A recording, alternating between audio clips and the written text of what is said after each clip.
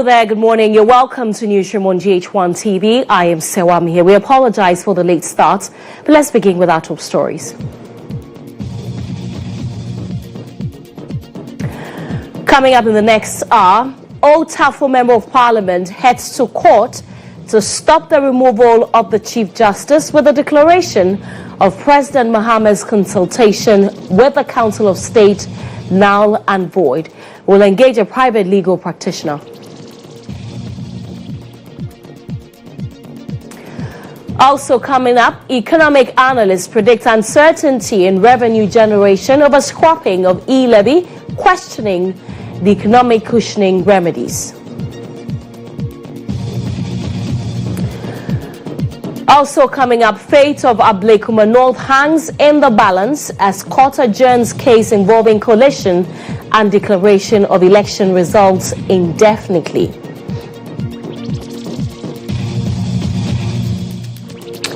And later in business, we will discuss the impact of government's decision to extend the special import levy. We have details of these and many more coming up shortly. To stay.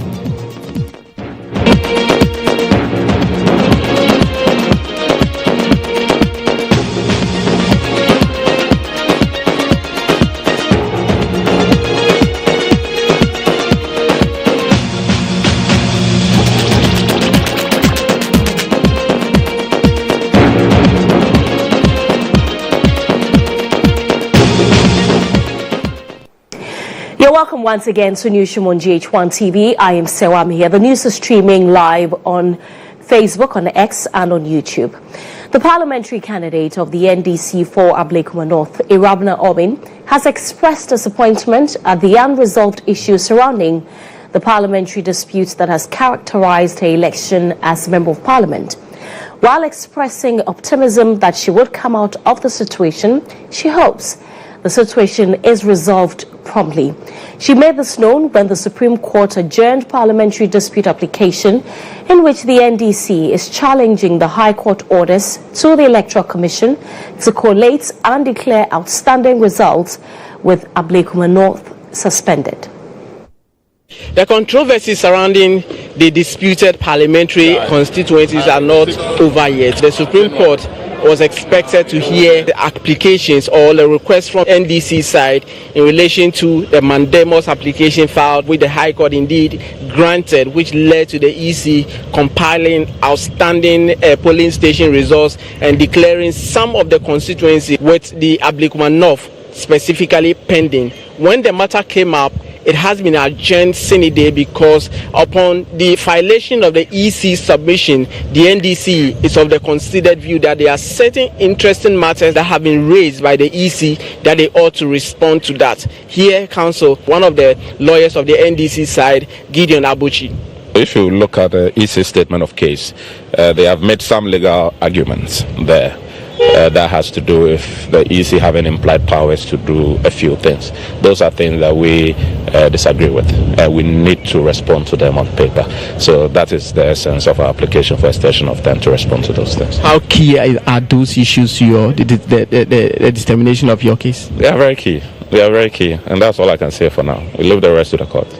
Thank you. You're welcome. One of the candidates who was actually affected in this whole matter is Irabna Obin of the Ablekuma North constituency. She's been speaking to me about how life is within this period. It's rather unfortunate that the EC hasn't said anything so far. Very disappointing considering that they are an institution or a body that's supposed to give leadership or give direction. But the issue is in court too, so I think we should allow the court processes to take its course, and then we'll see the outcomes. Thank you. How is this one impeding on your political career? Well, I think it's life, and all of these things come with it. You can't really predict tomorrow, but I know it will end well. These are some of the challenges.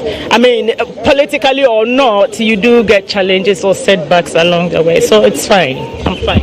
Thankfully, I have, beautiful support from the constituency, family, friends, and so we are fine. The such time that the decision will be made, the controversy still live, as the EC is yet to make a firm decision in relation to this disputed parliamentary elections. From the Supreme Court of Ghana, Mutala Inusa, GHOne.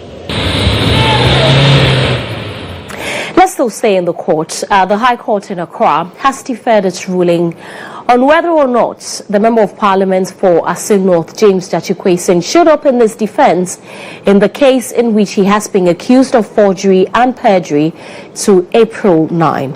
The court, presided over by Justice Mary Mamie Kwayanzu, was expected to deliver her ruling on Thursday, March 27, on a submission of no case to answer following the closure of the prosecution's case. But the court said, upon receiving the prosecution's latest further disclosures, which was filed on March 26, the court was minded to adjourn. Mr. Kwason is facing charges of forgery and perjury in relation to certain alleged offences in the run-up to the 2020 Asin North parliamentary election.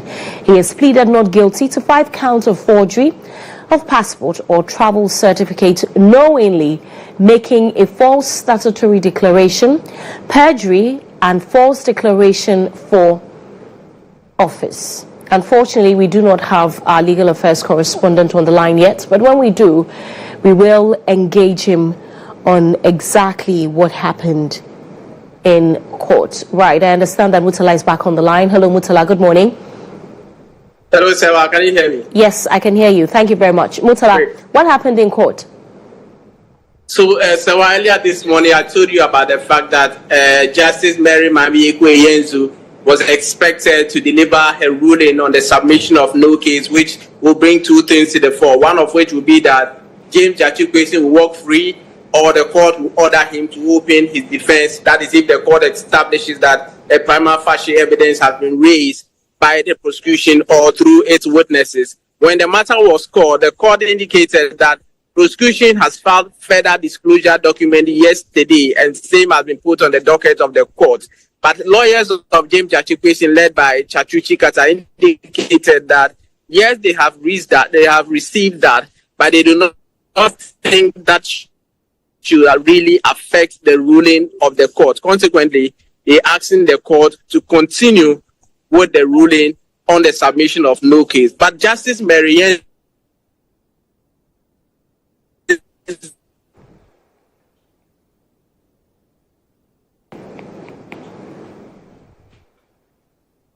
all that prosecution has been doing, that amounts to abuse of court. The court said on May 9th, the parties should come back, or on April 9th is when the court will deliver its ruling. I've been speaking to James Jachikwason earlier, like you heard him say that, look, they were hoping that today, or he was hoping that today will be his last day in court, but that did not materialize. If they have waited for all this while, he thinks that April 9th will be the day that he will be set free. All right, thank you very much. Mutala Inusa is our court correspondent. Well, the old Member of Parliament, the old Tafu MP, I beg your pardon, Echo Vincent Asifwa, is asking the Supreme Court to declare as null and void President Mohammed's consultation with the Council of State on petitions to remove the Chief Justice. In a writ to invoke the original jurisdiction of the Supreme Court, the old Tafu Member of Parliament is seeking the following reliefs from the court. 1. A declaration that upon a true and proper interpretation of Articles 146, 2, 4, 6, 7, and 7, Article 23, Article 57, Clause 3, and Article 296 of the Constitution, the President is mandated to notify the Chief Justice about a petition for the removal of the Chief Justice and obtain his or her comments and responses to the contents of such petition before referring the petition to the Council of State or commencing the consultation processes with the Council of State for the removal of the Chief Justice. Also, a declaration that upon a proper and true interpretation of Articles 146, 2, 4, 6, and 7, Article 23, and Article 296 of the Constitution, a failure by the President to notify the Chief Justice and obtain his or her comments and responses to a petition for the removal of the Chief Justice before triggering the consultation process with the Council of State constitutes a violation of Article 146, Clause 6, as well as the constitutional protection of the security of tenure of the Chief Justice, who is also a Justice of the Superior Court of Judicature, stipulated in Article 1461 of the Constitution.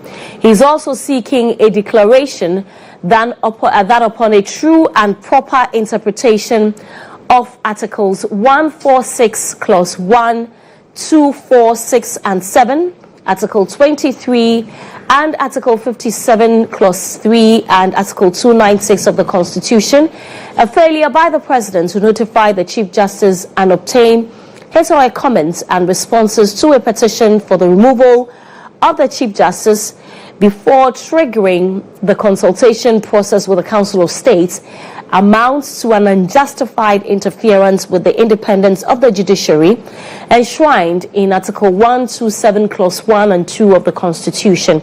Now, let's have a conversation on this. Joining me on the phone is Wayo Ganamati. He's a private legal practitioner. Thank you very much, Counsel, for joining us. What do you make of this? Thank you very much, Serwaa. Oh, Serwaa, we are Chidio. Ghana money tea. Oh, brokolize no do Serwaa. It's what? Ghana money tea. Ghana money tea. Okay. Ghana money tea. Ghana money, just by the by. Oh, Ghana money tea. Yes, you see, I am at pain to say whether my learned friend, my junior counsel at the FOA is, with a great respect, not beating about the bush. Because it looks like he's beating about the bush. I mean, constitutional provisions are clear. I agree with him that you don't read laws in isolation. But when a particular constitutional provision or a statutory provision is clear on the face of the document or the law, you don't go beating about the bush referring to other provisions.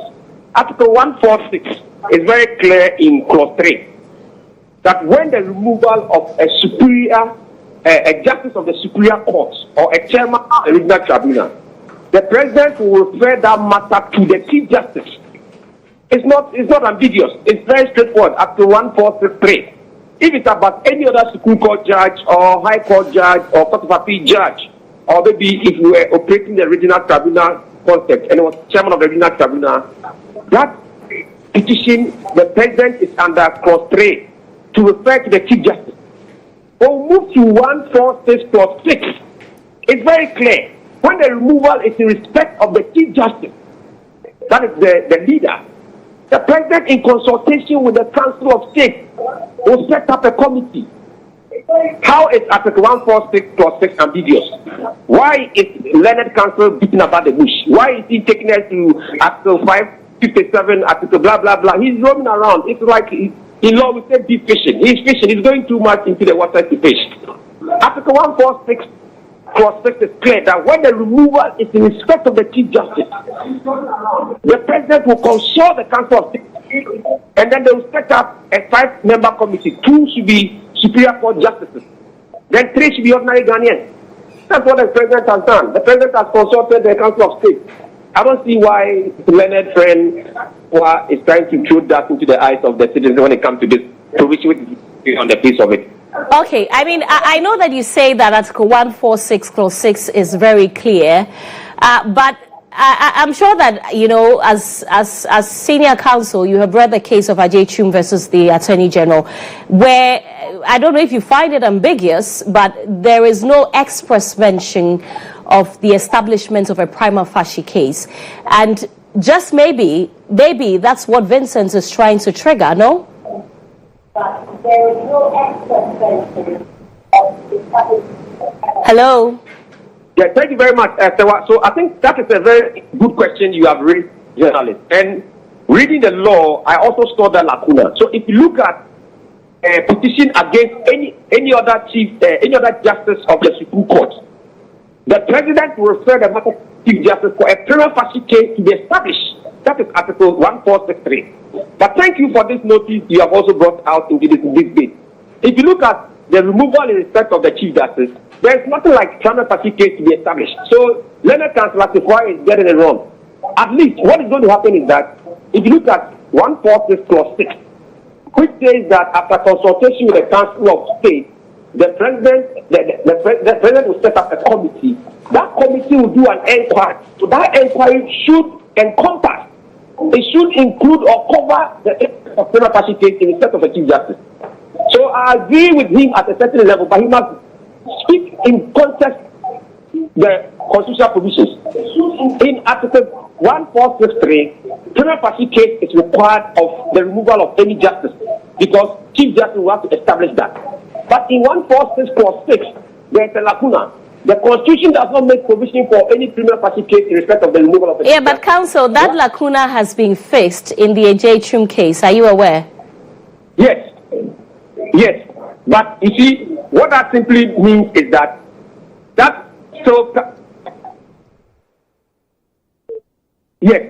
Yes. So that simply means that if you come back to 146, it should be interpreted that, and I will just give you a one line of 146.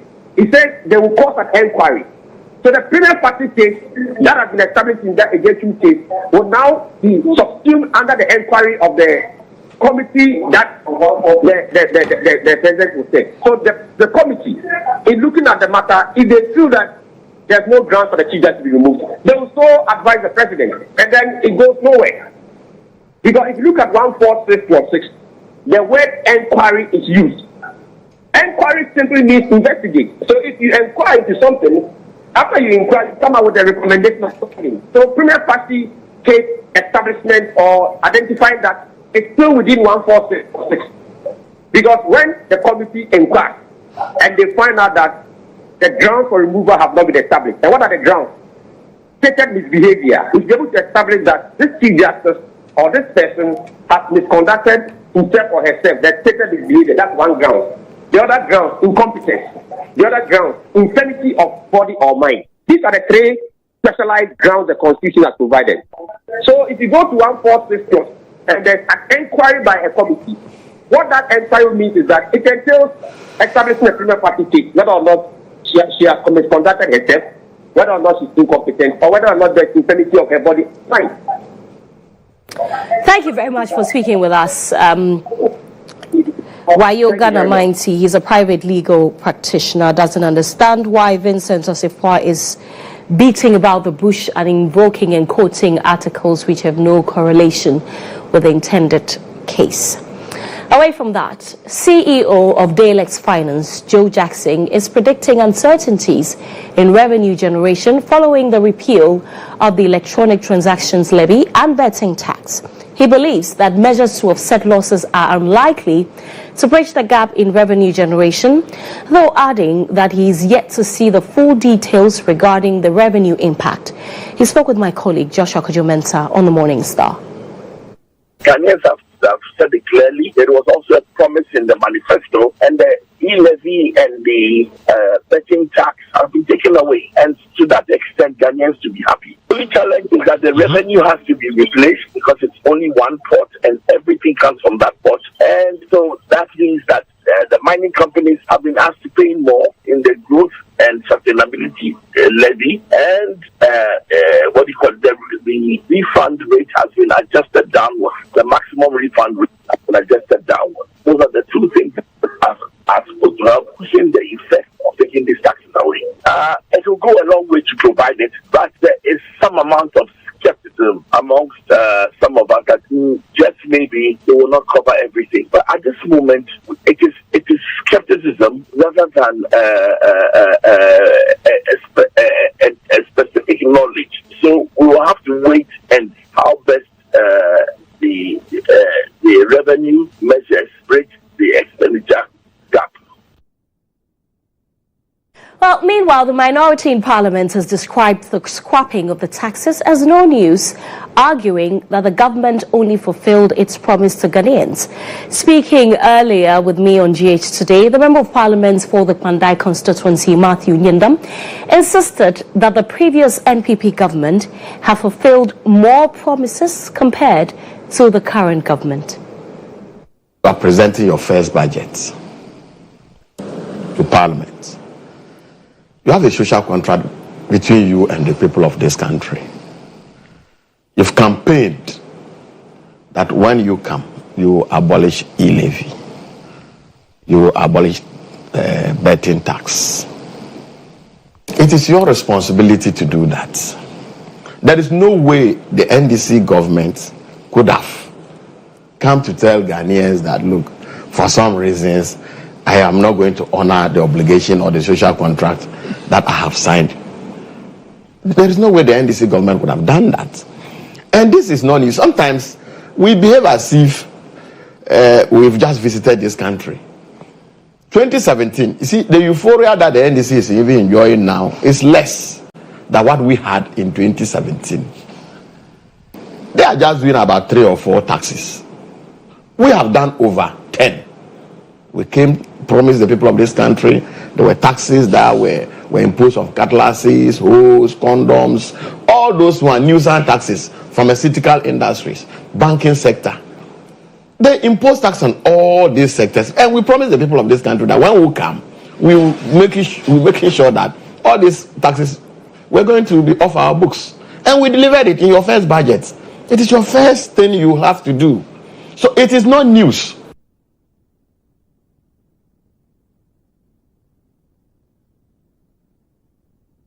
Well, let's have a conversation on this. Joining me via Zoom is Professor Patrick Asuming. He is an economist. Prof, thank you very much for joining us. I mean, very straight to the point because of time. We are aware that the scrapping of e-levy and the betting tax could result in a revenue shortfall of about $520 million. Do we have a clear pathway of how government intends to cushion up or make up for these losses that we're going to incur or make? Good afternoon, almost good afternoon. Good afternoon to you and good afternoon to your viewers. Thanks for having me. I think that when you read the budget, if you follow the budget carefully, the finance minister gave a clear projection of how much all those taxes they are planning to review or to remove was fetched in 2024 and explained that they're going to make up with an adjustment to the refund account. So that's the explanation they gave. Now, but when you look at the budget, the 2025 budget, line by line items, you can clearly see that a lot of adjustments have been made. First of all, the 2025 revenue projection is about 25% higher than 2024. And some of the biggest areas where they are going to make it up is the growth and sustainability levy, which is going to grow almost more than 4-fold.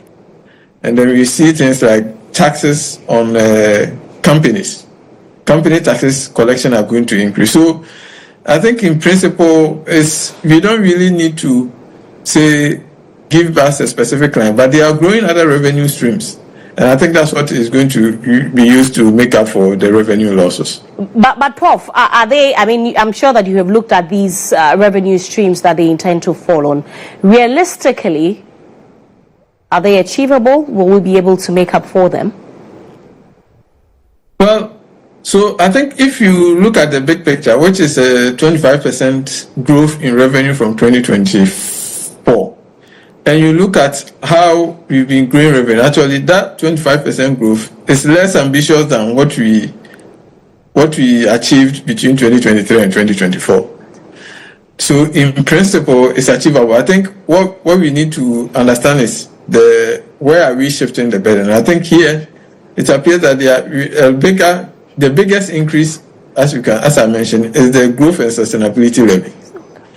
And then that one is levied on the profit of companies. And then when you look at overall revenues that will be collected from companies, that's going to increase 35%. So clearly the government is looking at that part, even though this was not clearly and explicitly mentioned in the budget. Those are some of the areas where they are going to collect the taxes. Now, it depends on whether the companies do make profit. Now, but we shouldn't, in terms of how we are going to make up, that is the direct way. There's the indirect way. The indirect way is to think about if the taxes are into business and the taxes actually reduce the production of businesses, then removing those taxes should actually help them to boost their production and ultimately end up paying more corporate taxes. That way, you find a means to making up for it without bringing new tax handles. All right. Thank you very much for speaking with us, Prof. Patrick, assuming is an economist. Well, the scrapping of the betting tax and the e-levy has received a lot of public praise. But what are the people saying on social media? Mrs. Akwa is standing by with all of that. Mrs. Akwa, good afternoon. What have you got for me? I mean, people have a lot to say because it is affecting them. Let's move straight to Facebook, where Phil says, building a country is not only to impose taxes on your citizens. Meanwhile, even all these taxes we are paying goes into the pockets of few. Generations to come will rise up against your generation if we couldn't. God bless JM. Kelly says, those asking about betting tax, Parliament doesn't work like phone shop. Even phone kramum empono. It's one after the other. Relax. So we should take our time. Enam says, nice one. E-levy, a pickpocket tax is gone. Tom adds, I beg they should march to the presidency right now from Parliament for the president to assent to it. Sharp. I want to send money. Then we have here, Turai, if the e-levy is scrapped, then 99.9 years have been added to MPP being in opposition. This elephant go they bush for long, as if they sweet us, if they pain them. We move on to Joe. It's finished. I'm going to Baumia's house to vote against him again. Vote against MPP is my job every day. MPP will remain in opposition for 500 good years. MPP will turn to CPP by the ending of this year. Christian says that by the time JM and the NDC are done resetting Ghana, we shall award MPP the longest opposition party in 2060. They do better in opposition. Daniel says, Mr. President has already assented to the bill using AI. I want to see the implementation starting tomorrow. When we move over to X, we have Nicholas. Finally, e-levy is gone. See their faces. We also have Kwesi. We can now breathe in and out. Opposition go shy. Wow. Then Haskaj, who says the e-levy, dear, it will go, but still the money, dear, they will steal. I see. We also have Israel. JDM should assent to it fast when it gets to him. And our last comment on X is Ray. I just did a transfer, them take is not yet. They are waiting for the president. Indeed, we are waiting for the president to ascend. If he does, if he doesn't, let's see. My name is Nanama Akwa. Continue to send us your messages on our social media platforms. Tag at GHOne TV. Serwaa, back over to you. Thank you very much, Mrs. Akwa. Now, moving on, residents of Yape electoral area in the Savannah region have expressed concerns about the lack of waste bins at dumping site and the poor condition of public toilets. This deterioration has led to increased open defecation and improper waste disposal. They contend that the District Assembly's failure to replace damaged waste bins has resulted in significant littering, particularly with plastic waste. As a result, residents are urging the Assembly to provide new waste bins to address these issues. Take a look. Alima and Ataliatu are residents of the Yape community, which is overwhelmed by plastic waste. According to them, the community lacks both a public toilet and a designated dumping site. They mentioned to GH1 News that they dispose of their waste behind their home and use the toilet at a nearby public school when they need to attend to nature's call. We don't have the place we are throwing rubbish. Our house, there's JHS there, but they have toilets. That's the way we used to go. Look at the way the rubbish are. Our toilet is just here. We are throwing rubbish in our house just in the middle. We don't have the place that we throw our rubbish in. Yape is the second largest commercial town in the central Gonja district of the Savannah region. Unfortunately, the community is overwhelmed with plastic waste. Many households dispose of their waste in open areas and also practice open defecation at designated dumping sites. As a result, the wind carries much of the plastic waste into nearby homes, and during the rainy season, refuse from dump sites close to the White Volta Lake is washed into the river, along with various plastic bags. The market remains unkempt on busy days due to the lack of waste bins for proper collection. Residents are unhappy about the situation. We do mobilization and clean around our own houses, but after it, where will you put it? The assemblies are provided with a container, so that after you clean your house, you put it, you come and take it. Unless you burn it. Sometimes you burn it the whole day, the smoke will not go. My area, for instance, where the public toilet is where the refuse dump is. So during at night, others don't go inside. They will just they doing it around the refuse place, of which during rainy season, hardly for you to bypass them. I wish the government could assist with some dustbins. Idi Camille, the presiding member and assemblyman for the Yape electoral area, told GHOne News that financial challenges have halted essential sanitary projects in the region. He emphasized the urgent need for action to resolve these issues and restore progress in the community. Our community members used to burn the refuse. So those who gather this refuse, what they do is that in order to reduce the refuse in the container which spill over, they just burn the rubbish in it. And so it affects the metal and eventually perforated the whole container, with the notion that they will come and replace us with a new one, and that hasn't happened. The challenge with this open defecation is that it isn't that we don't have toilets. All the areas have public toilets, but these public toilets are very old. Most of them are full and people don't want to go inside them again. So we have complained to authorities to support us. Up to now, that has not come to fruition. Assemblyman Idi Camille announced that the Yape Youth Association will take decisive action by launching a major cleanup exercise in the electoral area immediately after Ramadan. A member of the Anti-Galamsey Task Force leading the charge to reclaim forest reserves in the Ashanti region, Captain GHOne Jabari, retired, has announced that their outfit has successfully flushed out all illegal miners from the forest reserves in the region. According to Jabari, now, though the fight hasn't been easy, currently no illegal mining activities are ongoing in the Ashanti region. He mentioned earlier that so far 17 people have been arrested within a period of 3 months. He spoke with my colleague Joshua Kojomensa on Morning Star. That currently within the Ashanti region, all the forest reserves have been cleared of all illegal mining activities within the Ashanti region. When you face the fight, all the forest reserves of illegal mining, this is what we have done, and this is the proof to show it. The media can have the opportunity to ask the forestry guards questions. They can ask us questions for us to give them answers. Currently, somebody looking at my head, we should have arrested almost about 17 people engaged in this fight. Normally when we get to the place, most of them tend to bolt and even leave their machines there. But most of the time, we tend to follow them up and arrest those who can arrest them. And some were foreigners, we were handed to immigration, some were Ghanaians, we were handed over to the police, and some are before courts, and the cases are pending. Well, let's have a conversation on this. A member of the Ashanti Regional Anti-Galamsey Task Force, Captain retired GHOne Jabari, joins me via Zoom for a conversation. Thank you very much, Captain.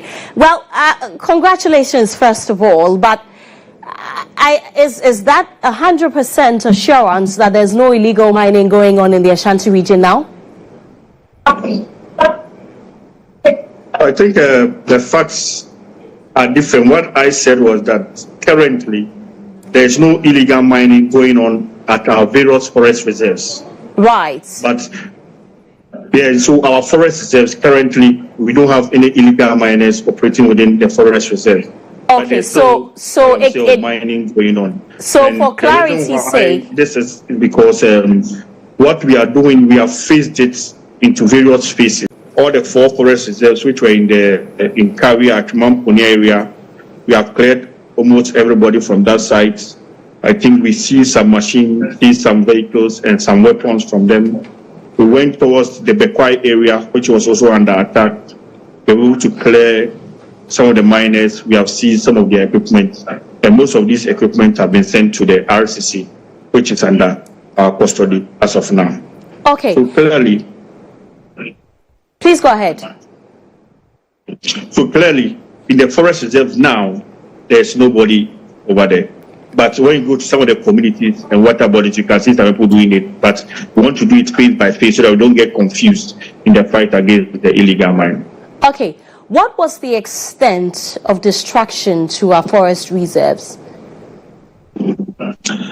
That one day I can't tell you. It is very bad, and that's why I want to give the media the opportunity to go and see the extent themselves. Mostly when you go there yourself, you cannot see it unless you use a drone to fly over the forest. Then you can see the extent to which the forest has been destroyed. And I hope that next week you can give us somebody from your station to join us on this tour for us to show you the extent of destruction of these forest reserves. And I must be frank that this destruction didn't start 3 months ago. Some are far back, a year ago, 6 months ago, 7 months ago, to cover all the holes that have been done. Then we can start planting some trees there. Then life can come back to those forest reserves. So that's what our plea is, that the government should help us so that we can start with reclamation efforts within these forest reserves that we have fought. Because if we don't start with that, the miners might go back again. Thank you very much. Captain retired John Kwame Jabari is the member of the Ashanti Regional Anti-Galamsey Task Force. Let's now bring you the latest in the world of business.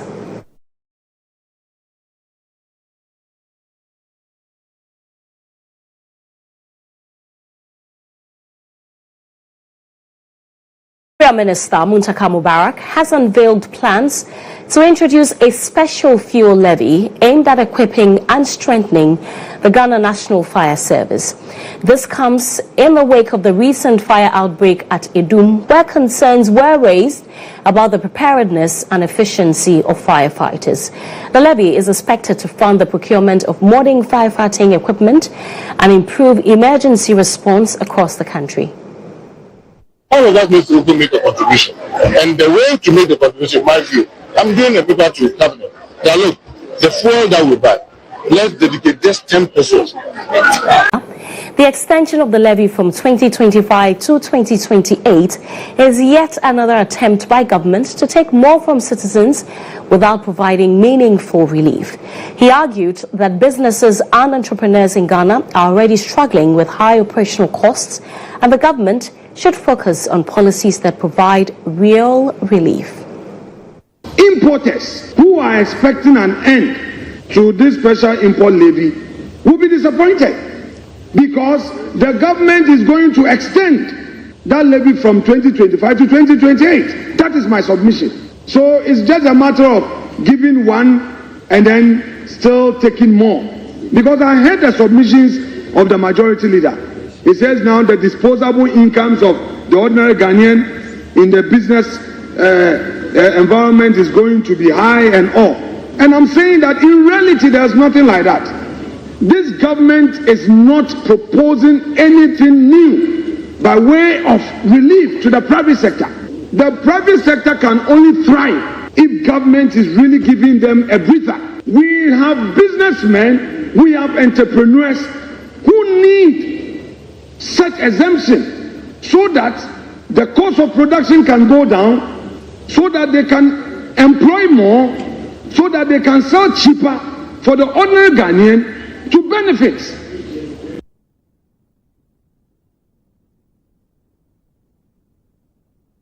That's it for business. We're coming up now is sports.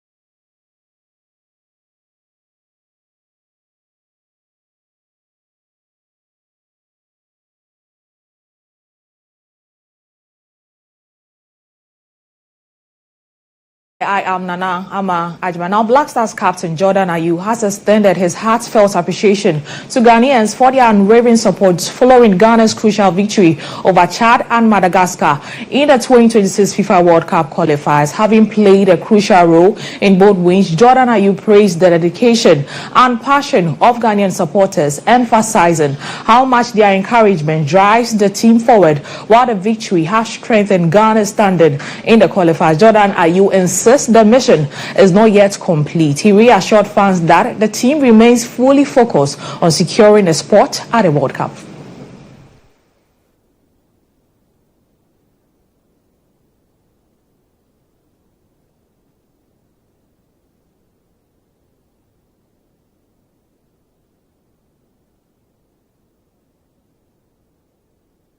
Former Black Stars goalkeeper Abubakar Damba has praised the bold decision made by goalkeepers coach Fatah Odada to fill new entrant Benjamin Asare of Accra Hearts of Oak in the 2 World Cup qualifiers against Chad and Madagascar. Speaking on the game with Monica Bukari and Joel, Abubakar Damba highlighted the significance of Asare's debut performance for Ghana, expressing his admiration for the decision to give him opportunity.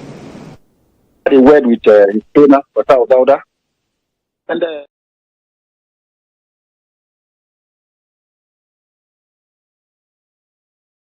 how come you're able to take that decision?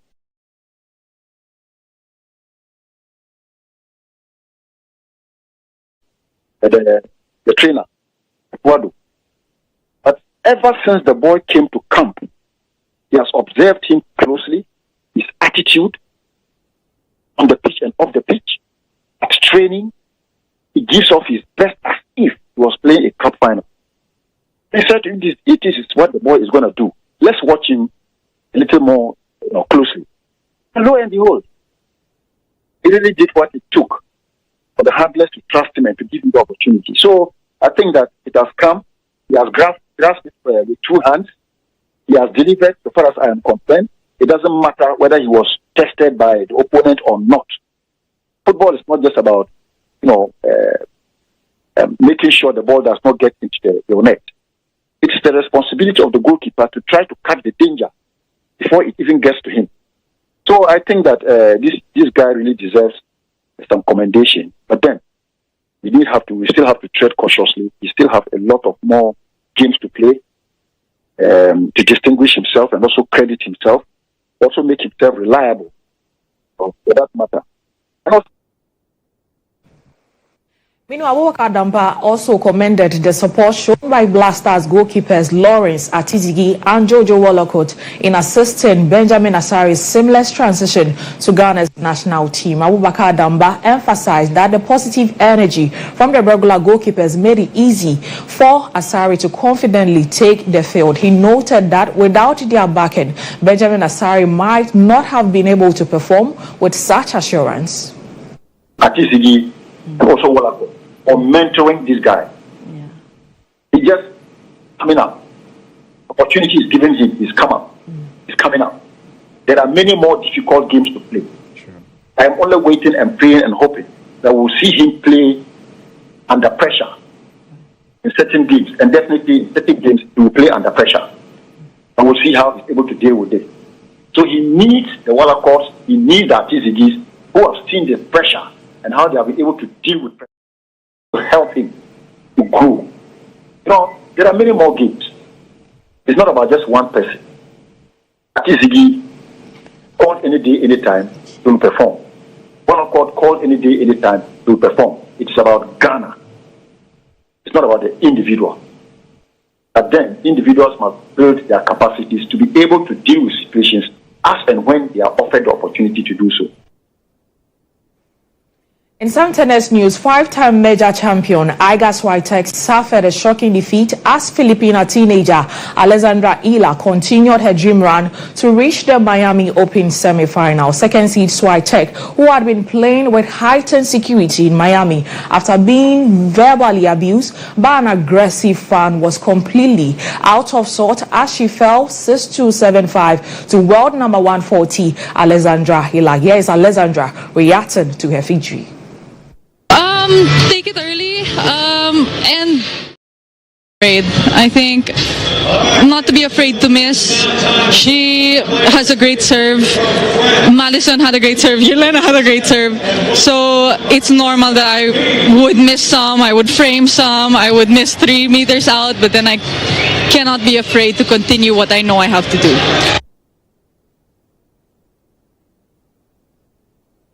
That is all for sports here on Newsroom. I am Nana Ajman. Back to you, Serwaa. Thank you very much, Nana. Let's bring you GHOne now.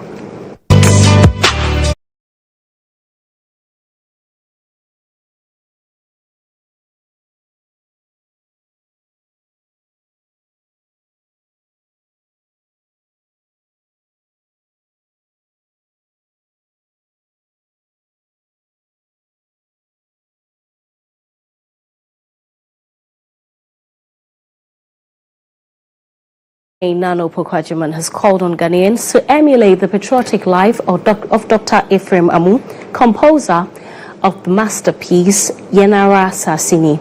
Speaking during the launch of a book that celebrates the life and legacy of Dr. Ephraim Amu,